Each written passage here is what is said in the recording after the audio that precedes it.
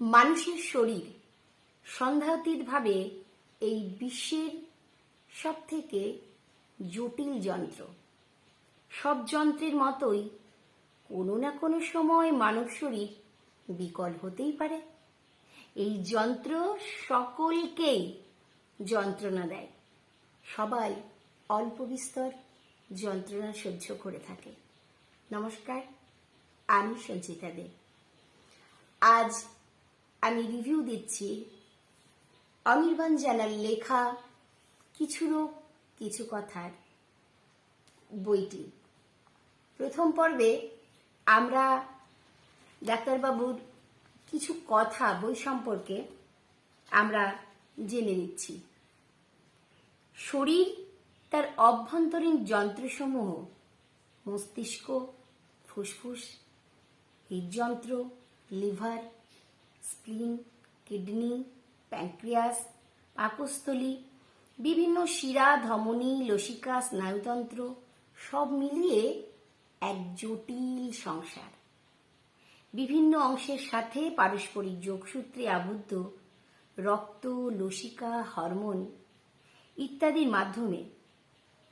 একটু অন্যরকম করে ভাবলে মানুষের শরীর এক জমজমাট থ্রিলার, আর তার নায়কের ভূমিকায় আমরা প্রতিটি মানুষ।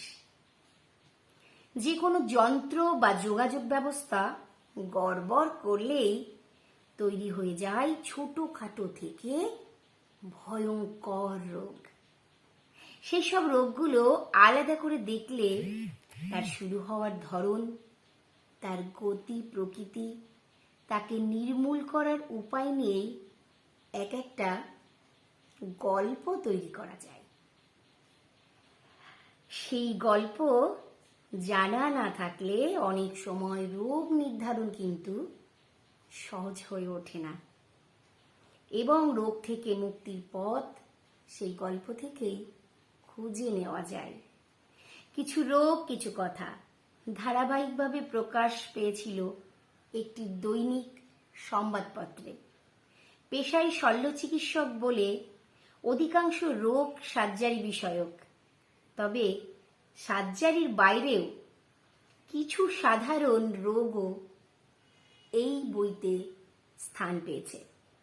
লেখাগুলি সাধারণ মানুষের বোধগম্য হবে বলেই তিনি আশা করেছেন। যখন ধারাবাহিকভাবে লেখাগুলো প্রকাশ পাচ্ছিল, অনেকেই ডাক্তারবাবুকে ফোন করতেন। মানুষের মনে লেখা